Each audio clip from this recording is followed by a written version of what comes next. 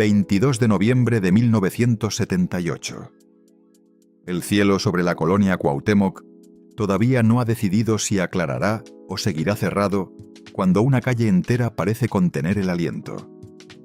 Sobre el asfalto descansa un cuerpo inmóvil, tapado apenas con lo que había a la mano, mientras las luces de emergencia pintan las fachadas de rojo y azul intermitente. Afuera del edificio, los vecinos se agolpan en grupos pequeños, hablando en voz baja. Hay quienes dicen haber escuchado gritos. Otros mencionan una discusión que no quiso terminar. Dentro, los agentes van de un lado a otro tomando declaraciones con esa prisa mecánica de quien ya sabe cómo va a cerrar el expediente antes de abrirlo. Para ellos todo apunta a algo simple. Una caída. Una noche que se alargó demasiado. Un caso que se puede archivar sin mayores complicaciones. Pero a pocos kilómetros de esa escena, en otro rincón de la ciudad, una mujer siente que el mundo se le parte en dos para siempre, de un modo que ninguna frase puede describir del todo. Columba Domínguez no está mirando un informe policial. Está mirando a su hija. Jacaranda. 25 años. La única. El último lazo vivo que la unía de manera definitiva al hombre que marcó su existencia con una marca que no se va. Y desde el primer instante, sin que nadie se lo explique, Columba lo sabe con una certeza que le viene desde el estómago. Esa historia no está completa. Algo falta. Alguien falta. Porque mientras los oficiales aceptan sin demasiadas preguntas la versión de la persona que estuvo con Jacaranda esa noche, hay una ausencia que pesa más que cualquier testimonio. Más que cualquier firma en un acta. Emilio, el Indio Fernández, no está. El padre, el mito, el arquitecto de una manera de entender el cine mexicano. No aparece en la escena, no responde interrogatorios, no abraza a nadie en ese pasillo de vecindad.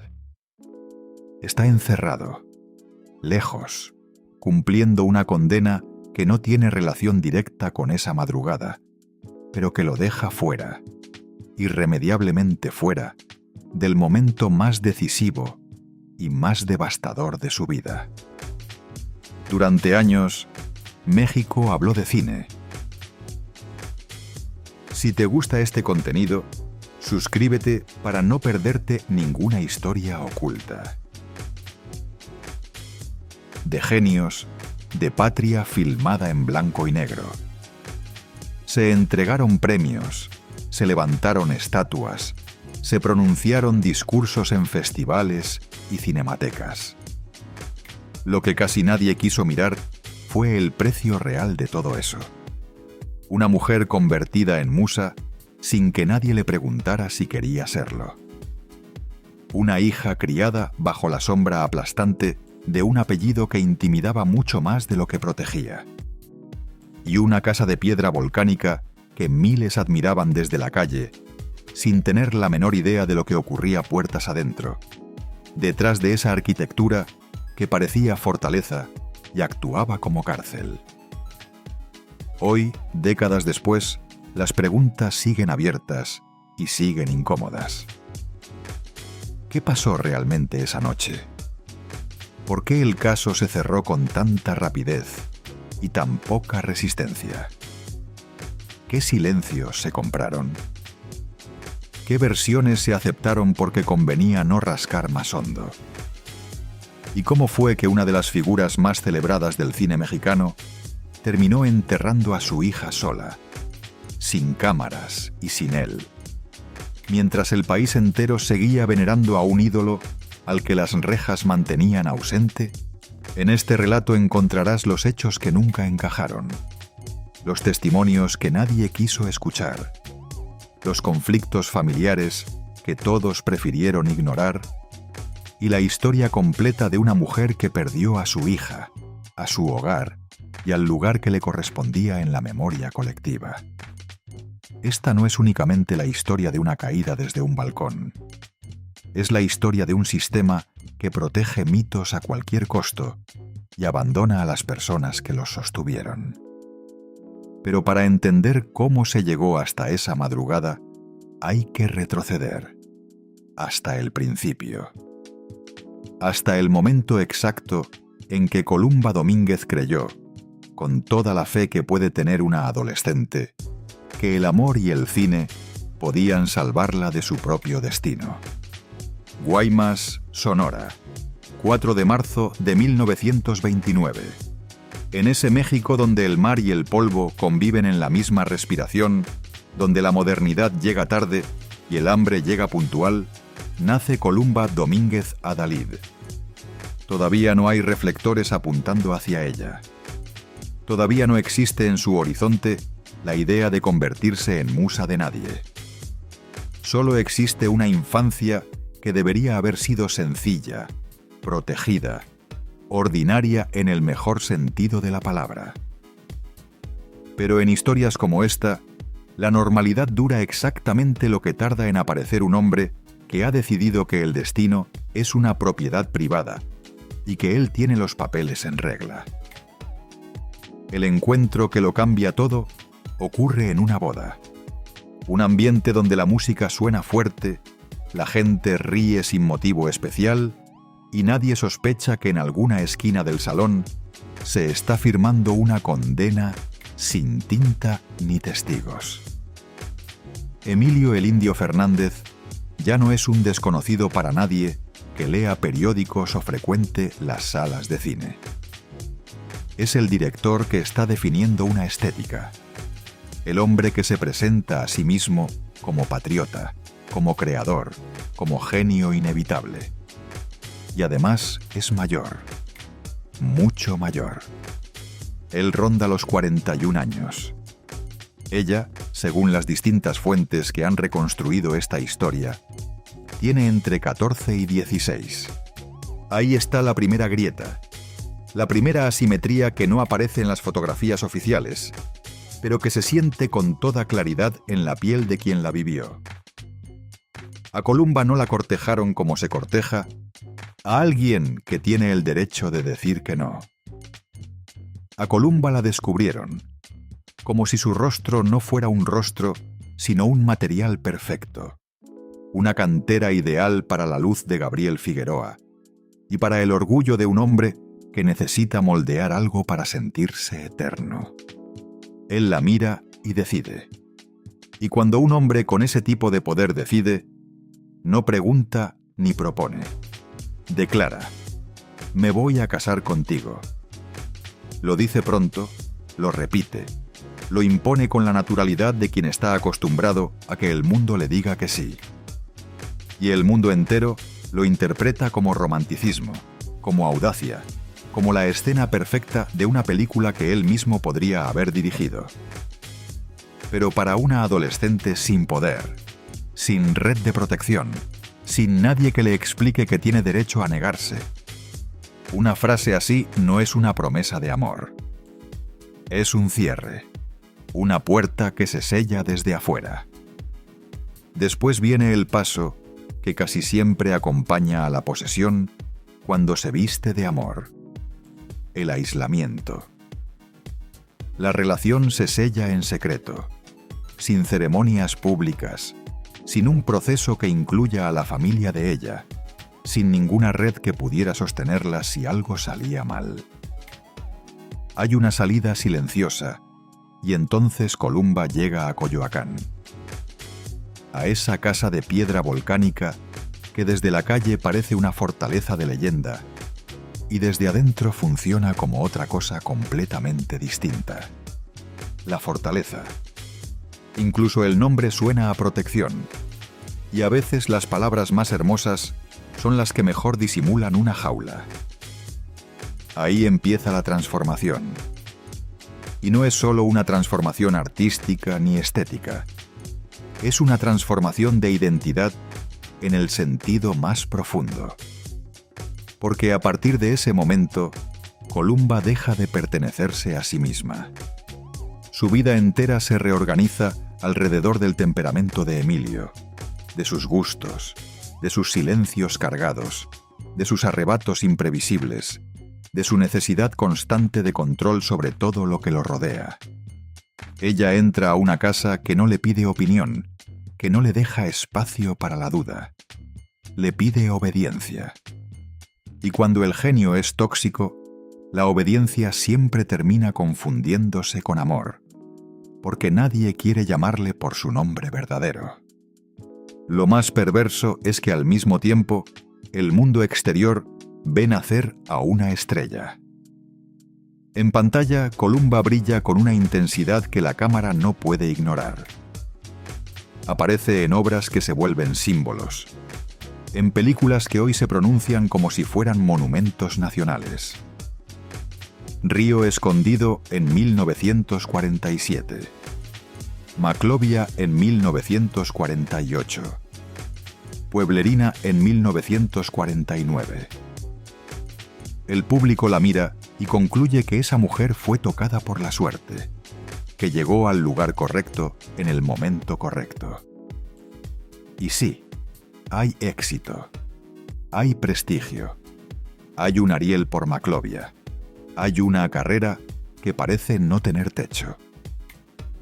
Pero lo que casi nadie entiende desde afuera es que esa carrera también es una forma de dependencia muy específica, porque el mismo hombre que la impulsa hacia la luz es el mismo que decide cuánto aire puede respirar cuando se apagan las cámaras.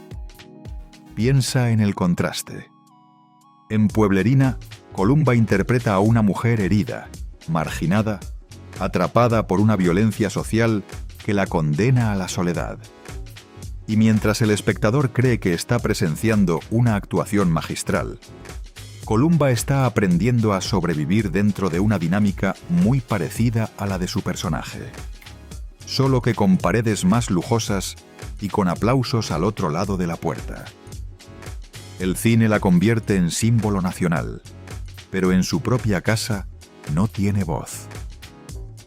Él controla los guiones, controla los contactos profesionales, controla quién se le acerca, controla incluso la manera en que ella se mueve por el espacio, como si el cuerpo de una actriz fuera también parte del mobiliario que él había elegido para decorar su vida. Y aquí nace la pregunta que define absolutamente todo lo que viene después. ¿Cómo escapa una adolescente cuando el mundo entero le repite que ese hombre es un genio y que ella debería arrodillarse de agradecimiento por haber sido elegida?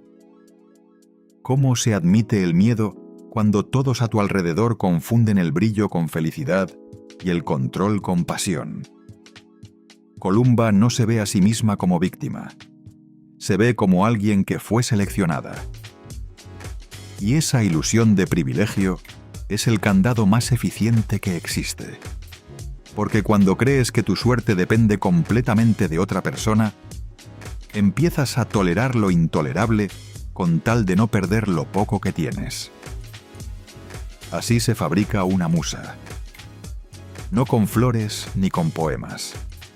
Con poder, con diferencia de edad, con secretos, con una casa que parece castillo, pero se comporta como frontera. Y mientras los periódicos celebran el nacimiento de una figura del cine nacional, dentro de esa historia ya se están sembrando las semillas de todo lo que después explotará en pérdidas, en silencios forzados y en una tragedia que no empezó en 1978. Empezó aquí, cuando Columba todavía era casi una niña, y un hombre decidió que amar era lo mismo que poseer. La fortaleza no era solo una casa. Era una idea hecha de piedra volcánica, levantada en Coyoacán para que desde afuera pareciera leyenda y desde adentro funcionara como frontera de un territorio que solo tenía un dueño. Allí el aire tenía reglas no escritas, pero perfectamente vigentes. Los pasos tenían horario. Las miradas tenían dueño. Y Columba, que en los estudios ya era una figura que el público ovacionaba, En ese lugar era algo mucho más difícil de nombrar con palabras amables. Era la prueba viva de que el talento puede brillar con toda su intensidad y aún así vivir en la sombra más densa. Emilio no necesitaba levantar la voz todo el tiempo para que todos supieran quién mandaba. A veces bastaba con su silencio cargado. A veces bastaba con una mirada que te obligaba a pedir permiso hasta para respirar. Y cuando decidía que la realidad debía ser auténtica en el set, esa palabra se convertía en excusa perfecta para todo tipo de crueldad, porque en su mundo lo real siempre terminaba lastimando a alguien más. Nunca a él. En 1949, durante el rodaje de La Malquerida, ocurrió una escena que muchos han repetido durante décadas como si fuera una anécdota pintoresca del cine de oro, pero que en la vida concreta de Columba fue otra marca indeleble, otra confirmación de que su cuerpo era parte del decorado y no de la humanidad. El guión pedía una cachetada. Dolores del Río llevaba puesto un anillo grande y pesado, de esos que no solo brillan, sino que también golpean cuando impactan contra un rostro. Y Emilio, poseído por esa obsesión suya por una verdad cinematográfica que no conocía la piedad ni el límite, empujó la toma hacia un territorio cruel. La cachetada no fue simulación ni gesto controlado. Fue un impacto que tiró a Columba al suelo, que le inflamó la cara, que le dejó el oído lastimado y una humillación que ningún maquillaje podría cubrir completamente. Dolores, dicen, pidió perdón después. Emilio no se movió. No la cubrió, no la calmó, no la retiró de la escena para asegurarse de que estuviera bien. Se quedó con la satisfacción privada de haber conseguido lo que él llamaba realismo. Y Columba se quedó con días de recuperación física y con una lección silenciosa que nadie le había pedido aprender. La cámara podía aplaudirte, pero no iba a salvarte. Y esa fue apenas una puerta de entrada. Porque dentro de la fortaleza, la tensión no se quedaba en los relatos del set. Vivía en los pasillos, en las comidas, en las visitas inesperadas. Emilio bebía, y cuando bebía, la casa entera aprendía a leer señales con la precisión de quien sabe que un error de interpretación puede tener consecuencias graves. El ruido de un vaso al ser depositado sobre la mesa. La manera exacta en que se cerraba una puerta. La risa equivocada en el momento equivocado. En ese clima permanente, los celos no eran una emoción, sino una amenaza concreta.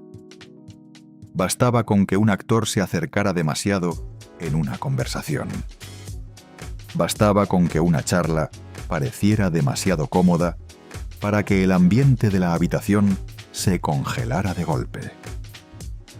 Cuando el actor español Paco Raval apareció en el entorno, la cordialidad más básica fue interpretada como provocación directa. En una reunión, en medio del alcohol y del orgullo herido, Emilio llegó a sacar un arma. No era teatro ni pose de macho. Era el gesto inequívoco de alguien que necesita que todos los presentes recuerden en qué jerarquía se encuentran.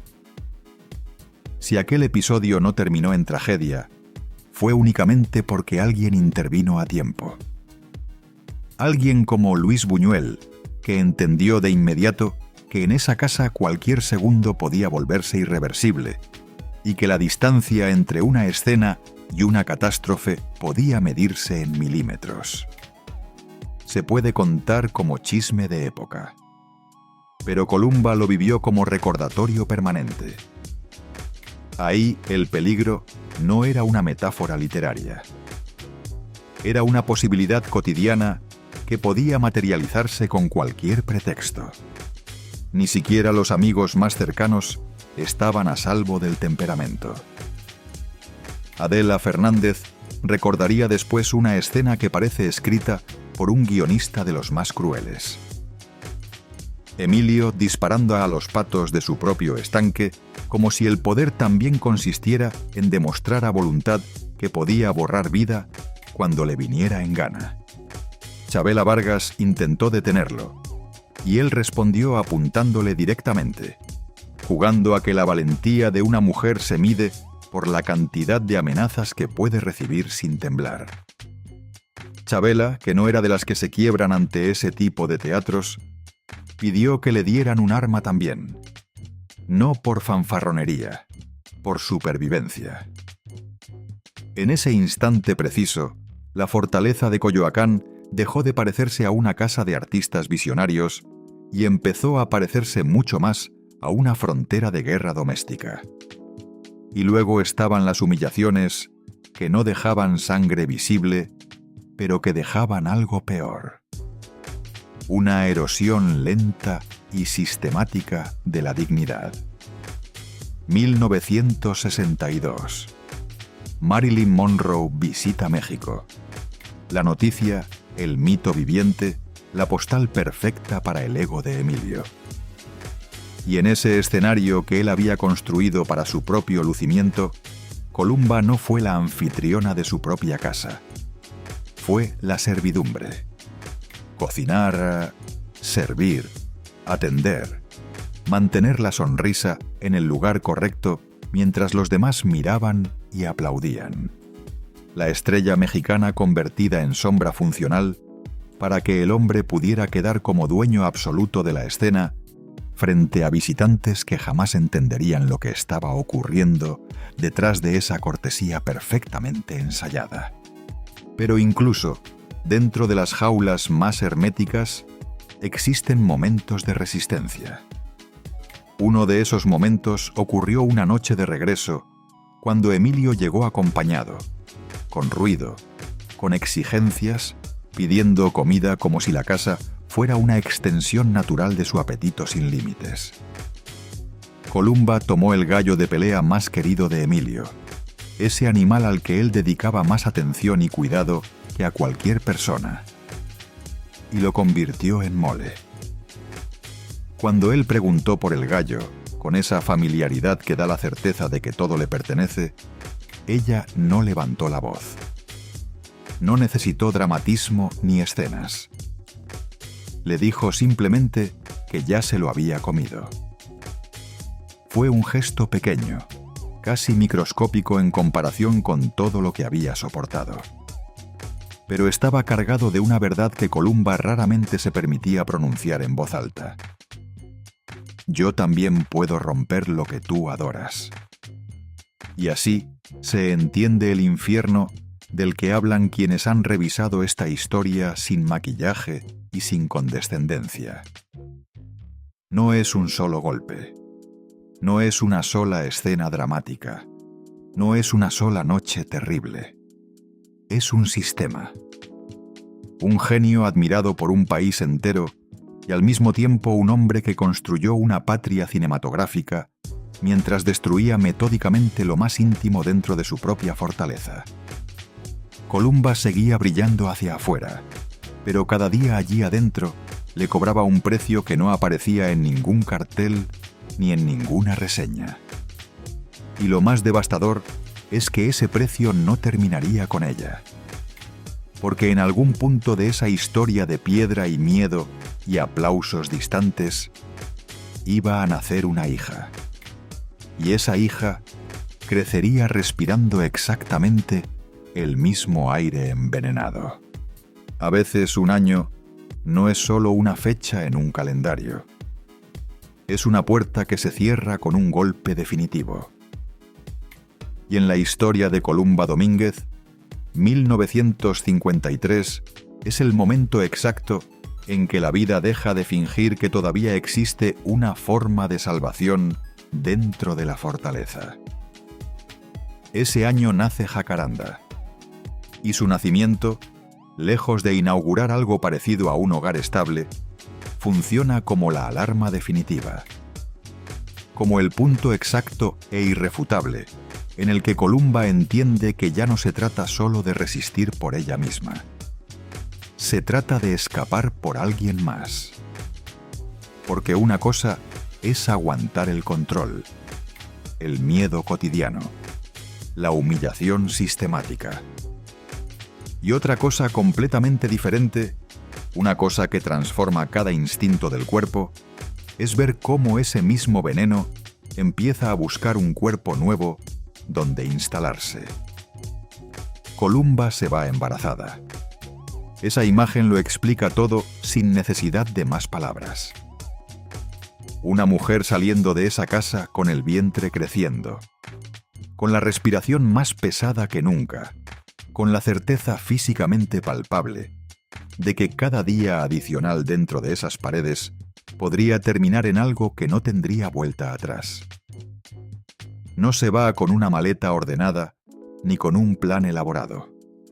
Se va con lo esencial, con el instinto de madre activado y encendido, y con la herida abierta de una mujer que todavía ama, a quien le ha roto la vida, de modos que no tienen nombre preciso. Y lo más cruel de todo es que cuando se marcha, deja atrás a un Emilio que no reacciona como un hombre que acaba de perder a su familia. Reacciona como un hombre que acaba de perder una posesión que creía inamovible. Se hunde en el alcohol, se refugia en su propio mito cuidadosamente construido, se encierra en la melodía de tú, solo tú, como si una canción popular pudiera justificar lo que su carácter destruye en silencio, noche tras noche. Jacaranda crece así.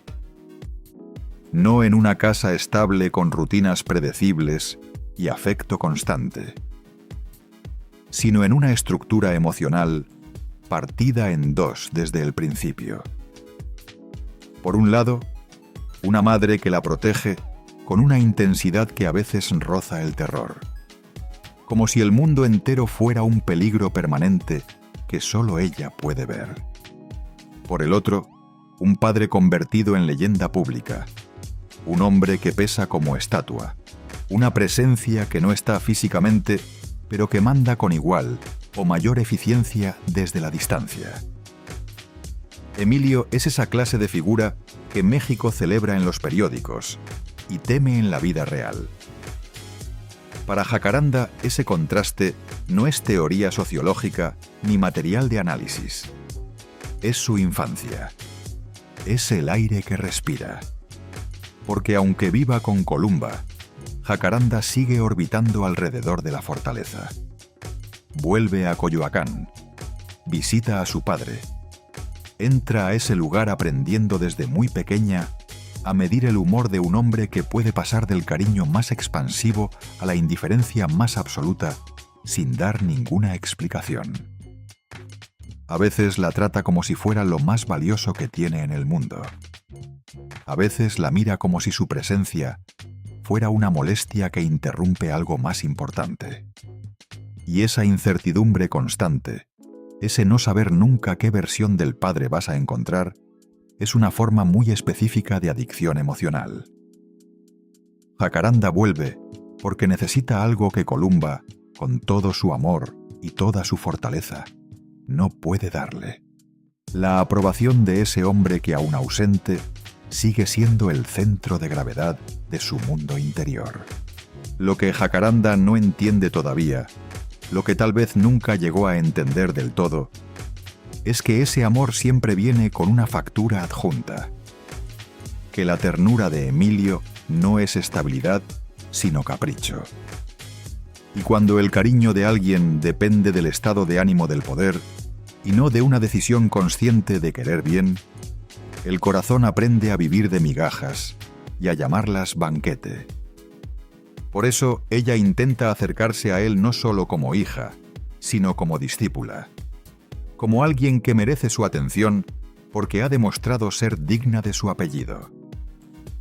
Entra al mundo que él respeta: el cine, la arquitectura, la construcción de cosas que duran. Como si al lograr ser digna de ese apellido pesado, finalmente obtuviera un lugar fijo y seguro en el pecho de su padre. En 1977 aparece en La hija del gallero. No es solo una decisión artística tomada con frialdad profesional. Es un mensaje urgente. Mírame, estoy aquí, soy tu sangre. Quiero que me veas de verdad. Al mismo tiempo, estudia arquitectura buscando construirse una identidad que no dependa únicamente del mito paterno, que tenga sus propios cimientos. Pero el mito siempre es más fuerte que los cimientos propios. El mito siempre termina ganando. Y entonces llega el golpe que rompe el último hilo de ilusión que quedaba en pie. 1976. Torreón. Un hecho violento que termina con un campesino muerto, Javier Aldecoa, y con Emilio convertido oficialmente en un hombre encarcelado y reducido a expedientes judiciales. Para el país puede ser un escándalo más en la larga lista de escándalos protagonizados por personalidades del medio artístico. Para Jacaranda es un derrumbe interior de proporciones que nadie desde afuera puede calibrar.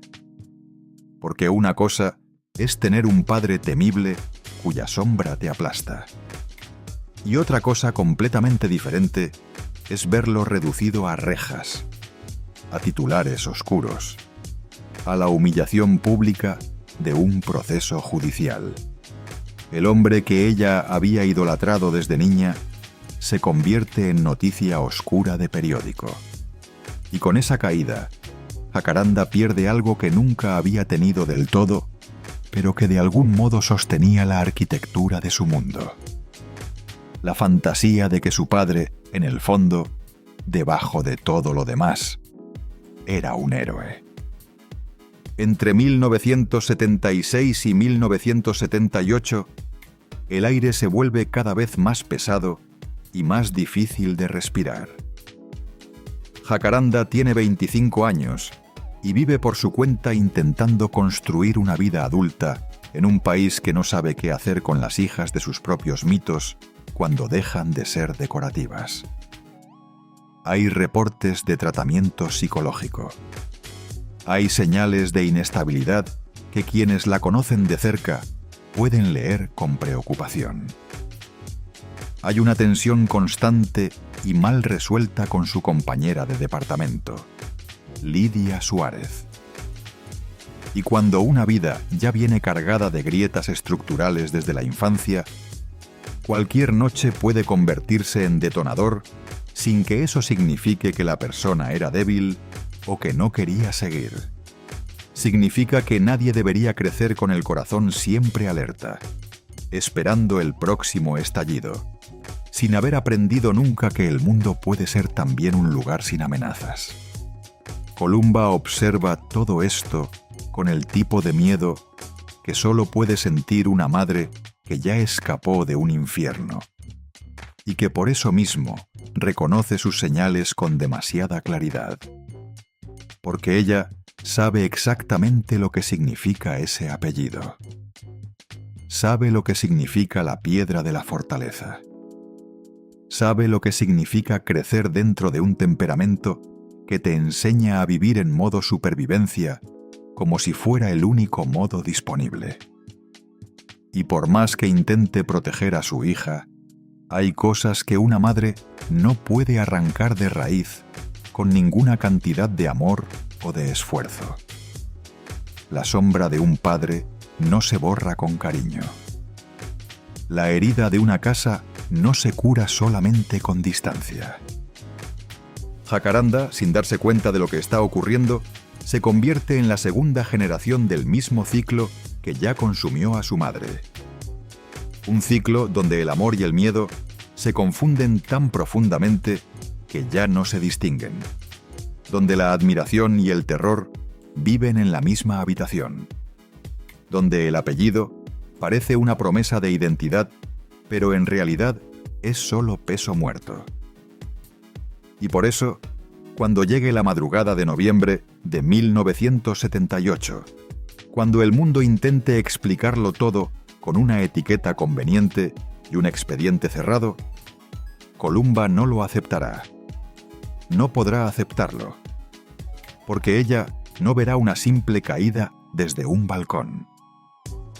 Verá el final lógico de una historia que empezó mucho antes de esa noche, el día en que salió embarazada de la fortaleza y juró que su hija no respiraría el mismo aire envenenado que casi la destruyó a ella. La noche del 23 de noviembre de 1978 no comenzó como una tragedia. Comenzó como tantas otras noches en la Ciudad de México, con risas que intentan tapar el cansancio acumulado y con copas que buscan adormecer heridas que llevan demasiado tiempo abiertas. El departamento de Jacaranda no era grande ni lujoso, pero esa noche se llenó de ruido, de música, de esa ilusión breve y frágil de normalidad que a veces llega cuando uno menos la espera. Estaban Lidia Suárez y dos hombres a los que habían conocido esa misma noche en un bar de Paseo de la Reforma: Alfonso Guerrero y Raúl Silva. Nada extraordinario, nada que anunciara un final. El alcohol corrió sin medida. Las horas se fueron doblando unas sobre otras hasta que la madrugada empezó a pesar sobre los cuerpos y los ánimos. Cerca de las 6 de la mañana, los dos hombres se marcharon. El silencio que dejaron detrás no fue alivio, fue detonante. Entre Jacaranda y Lidia estalló una discusión. Nadie sabe exactamente por qué, con qué palabras comenzó, en qué momento cruzó el umbral de lo manejable. Dinero, celos, palabras que no se pueden retirar una vez que salen, viejas tensiones acumuladas durante meses. Lo único que quedó claro es que la discusión no fue breve ni tranquila. Minutos después, el edificio despertó con un grito. El portero miró hacia arriba y vio un cuerpo caer. Jacaranda murió en el acto. La versión oficial llegó con una velocidad que no correspondía a la gravedad de lo que había ocurrido. La policía concluyó que Jacaranda, alterada por la discusión y con el juicio nublado por el alcohol, había caído desde el balcón. Se habló de un impulso, de un momento de confusión irreversible, de una pérdida de equilibrio en el peor momento posible. Lidia declaró que Jacaranda había pronunciado frases oscuras en el pasado, palabras que podían interpretarse como señales de alguien que había pensado en no seguir. El expediente se cerró con una explicación cómoda, demasiado cómoda, demasiado rápida, porque Columba Domínguez no aceptó esa historia, ni por un instante, ni desde el primer segundo. Para ella nada encajaba. El cuerpo había caído demasiado lejos del edificio, a una distancia que no correspondía con la física de un simple tropiezo o una pérdida de equilibrio. En el departamento había señales evidentes de forcejeo: un espejo roto, objetos fuera de lugar, un desorden que no hablaba de una caída accidental, sino de algo más, de algo que nadie en aquella investigación parecía interesado en ver con claridad. Columba insistió en un punto que los informes policiales ignoraron con una comodidad sospechosa. Jacaranda tenía planes. Hablaba del futuro, de proyectos, de cosas que quería hacer. No estaba encerrada en una desesperación sin salida ni sin horizonte. Estaba en tratamiento, sí, pero también estaba intentando reconstruirse desde adentro. Para una madre que la conocía desde el primer latido, desde antes de que tuviera nombre, la idea de que su hija hubiera decidido desaparecer de esa manera no era solo falsa. era profundamente ofensiva. Se habló también de un mensaje escrito en la pared, una frase aparentemente dirigida al padre, una despedida breve que algunos presentaron como la prueba definitiva que cerraba todas las dudas. Columba la rechazó con una furia que solo puede nacer de quien conoce la historia completa.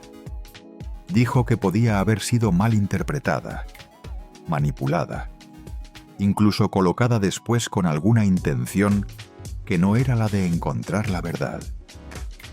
En una noche con alcohol, con discusiones violentas y con testigos cuyas versiones no coincidían, cualquier palabra podía convertirse en un arma narrativa al servicio de la versión más conveniente. Pero la investigación no avanzó. Nadie interrogó a fondo con la persistencia que el caso requería. Nadie reconstruyó la noche con el rigor que merecía una muerte en circunstancias tan ambiguas. Nadie quiso mirar demasiado cerca, como si la cercanía con la verdad fuera más peligrosa que la comodidad del archivo cerrado. Y entonces llegó la otra prisión, la de Emilio Fernández. Cuando la noticia encontró su camino hasta los barrotes donde él cumplía su condena, el indio se quebró. No el director, no el mito construido durante décadas. El hombre. Dijo que solo podía rezar por su hija. No pudo despedirse. No pudo verla. No pudo estar presente cuando el ataúd bajó a la tierra. La justicia lo tenía encerrado por un crimen, y la vida le cobraba otro que jamás podría reparar con ninguna moneda disponible. El 24 de noviembre de 1978, Columba enterró a Jacaranda en el Panteón Jardín. Lo hizo sola, sin cámaras, sin discursos, sin el padre de la hija que ambas habían amado de maneras distintas y dolorosas. Una madre frente a una tumba demasiado pequeña para contener tanta historia acumulada. Esa imagen resume la tragedia completa con una precisión que ninguna otra podría igualar. Una dinastía rota desde sus cimientos. Un padre ausente por culpa de su propia violencia no resuelta. Una hija muerta en circunstancias que nunca se aclararon del todo. Y una madre obligada a cargar sola con las preguntas que nadie más quiso responder. Porque lo más cruel no fue la muerte en sí. Fue el silencio que vino después. El archivo cerrado demasiado pronto. La verdad convertida en rumor manejable. La duda instalada para siempre en el lugar donde debería haber habido certeza. Y Columba, que había sobrevivido a la fortaleza de piedra, que había sobrevivido a décadas de control y humillación y miedo, entendió algo devastador en aquella soledad del cementerio. Había logrado escapar del infierno para ella misma, pero no había conseguido salvar completamente a su hija. El legado no terminó con Emilio. Se filtró en la siguiente generación con una eficiencia aterradora. Y esa herida, a diferencia de las películas que los dos habían protagonizado, nunca tuvo un final escrito. En 1986, el tiempo regresó a Columba Domínguez al punto más doloroso de su vida. Pero desde un ángulo completamente distinto. Emilio Fernández ya no era el gigante temido de la fortaleza ni el director capaz de imponer silencio con una sola mirada. Era un hombre envejecido, enfermo, derrotado por su propio cuerpo de modos que ninguna voluntad puede detener. En Acapulco, una caída le fracturó el fémur, y esa lesión desató una cadena de complicaciones cardíacas que anunciaban con claridad el final de un hombre que había creído ser indestructible. Y entonces ocurrió algo que absolutamente nadie esperaba. Columba volvió. No volvió por dinero. No volvió por nostalgia ni por ninguna forma de cálculo estratégico. Volvió por algo más complejo y más profundamente humano que todo eso. Volvió porque pese a todo lo vivido en esa casa, pese al miedo constante, pese a la huida con el vientre crecido, pese a la muerte de Jacaranda y a las preguntas sin respuesta que esa muerte dejó instaladas para siempre, ese hombre seguía siendo una parte de su historia imposible de arrancar, sin arrancarse algo de sí misma también. Durante los últimos meses de vida de Emilio, Columba estuvo ahí de día y de noche, atendiéndolo, cuidándolo, alimentándolo, acompañándolo en los silencios finales, como si los años de violencia y humillación y abandono no hubieran existido o hubieran existido en otra vida que ya no era la suya. Fue ella quien lo aseó cuando ya no podía hacerlo solo. Fue ella quien escuchó sus últimas palabras. Fue ella quien lo vistió por última vez con su traje de charro, el uniforme simbólico del mito que él había construido y habitado durante décadas. Cuando Emilio murió el 6 de agosto de 1986, ese gesto sellaba en Columba una convicción profunda y legítima. Creyó, quizás ingenuamente, quizás con la esperanza de quien ha esperado demasiado tiempo, que esa lealtad tardía pero innegable sería reconocida, que la historia compartida, la fama construida juntos en los años 40, la casa de Coyoacán levantada como símbolo de una vida en común, le darían un lugar legítimo en lo que viniera después. Se equivocó completamente. Emilio murió sin un testamento claro que la favoreciera. Y la ley mexicana de la época no premiaba la historia vivida ni el sacrificio comprobable. Premiaba la sangre reconocida legalmente en un papel.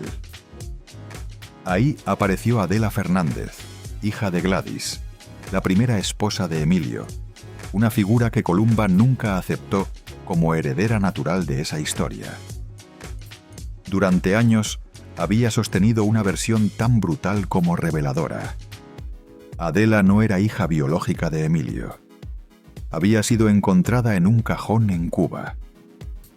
Era una afirmación incendiaria, cargada de resentimiento, pero que revelaba algo más profundo que cualquier disputa de biología. Las décadas de tensión acumulada, el rencor de quien dio todo y vio cómo otra persona recogía los frutos. Adela tomó el control del legado completo. La casa, los derechos, la narrativa pública, la memoria oficial del indio. Y entonces llegó la humillación final, la que terminó de definir todo lo que había sido esa relación desde el principio. Cuando Columba reclamó su derecho a la casa de Coyoacán, el lugar donde había vivido y sufrido y criado a Jacaranda, y dejado enterrados los años más intensos de su vida, la respuesta fue una oferta que parecía diseñada específicamente para quebrarla sin tener que declararle la guerra abiertamente. Podía quedarse, sí, pero no en la casa principal.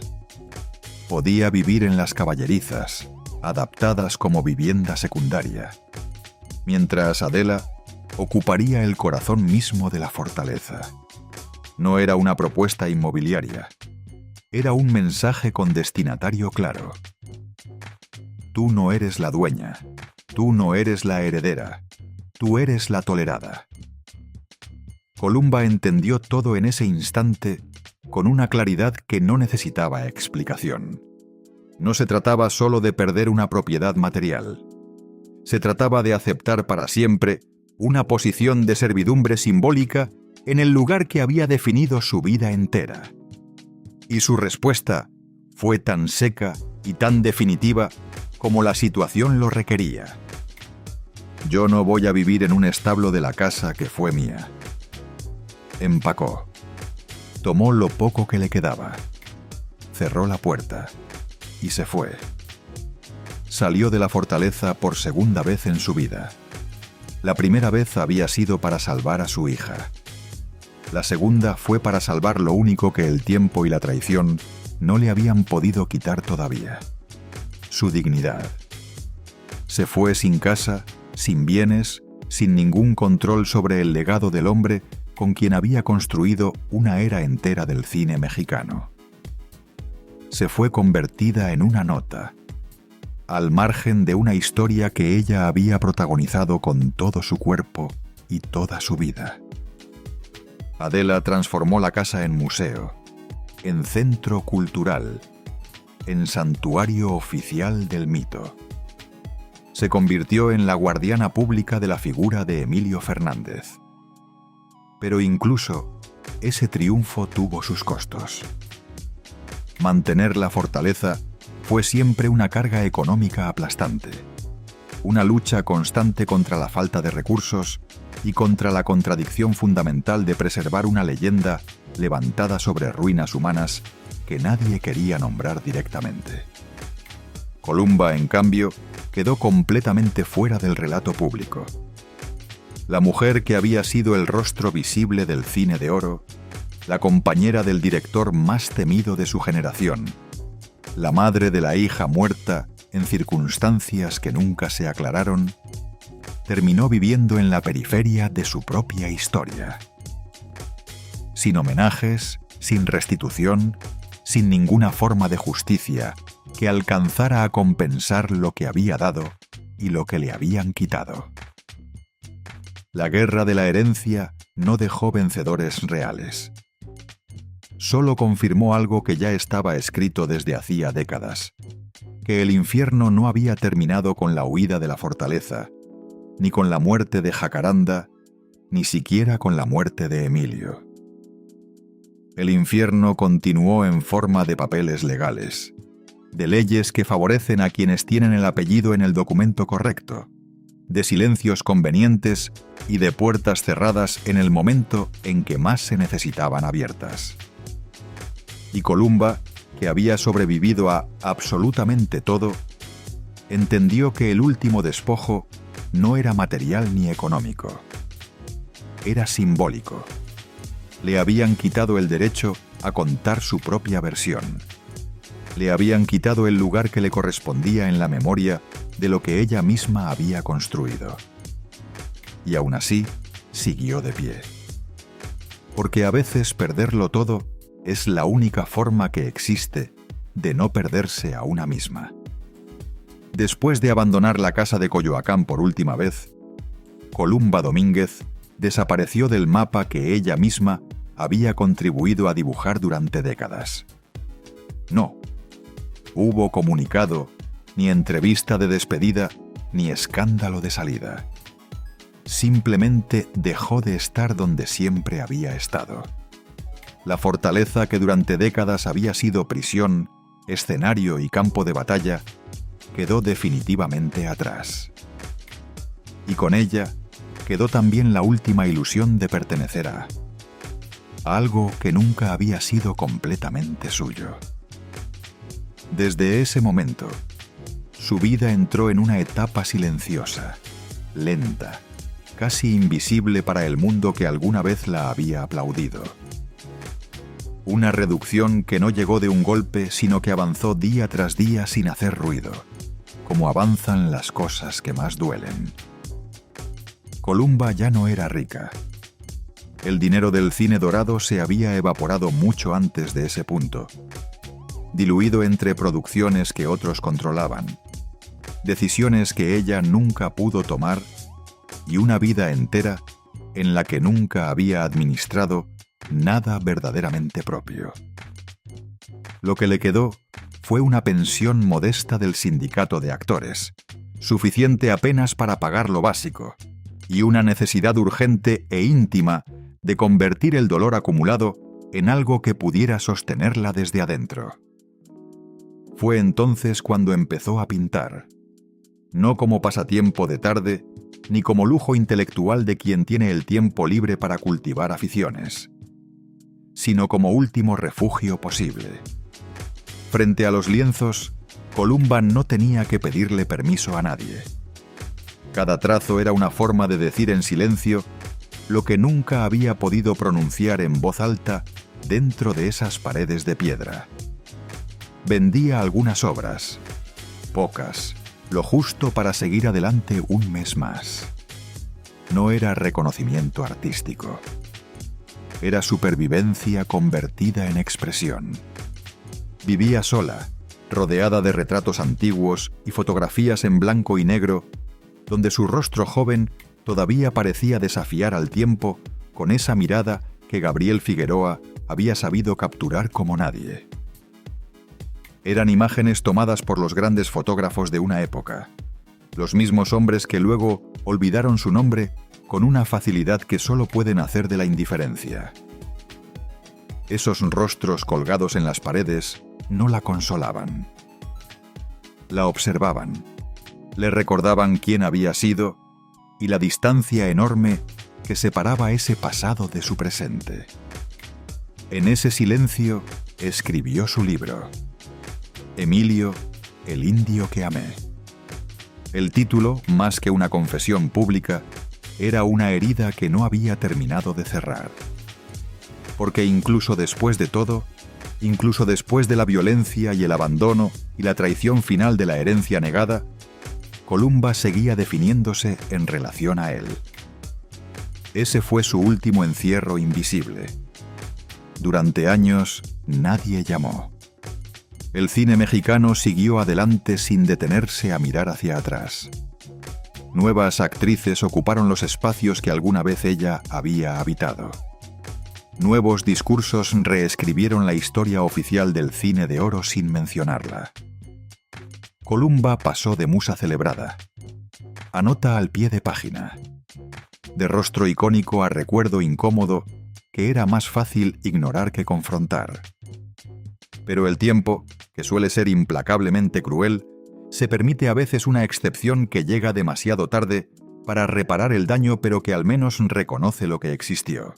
A principios de los años 2000, una nueva generación de cineastas empezó a buscar a los fantasmas del cine mexicano, a las figuras que habían construido algo y a quienes la historia oficial había dejado caer. Entre ellos estaba ella. La encontraron viva, lúcida, con la dignidad intacta a pesar de todo. En 2008 y nuevamente en 2013, Columba volvió a actuar en proyectos pequeños y honestos. No eran grandes producciones con presupuestos enormes y nombres estelares.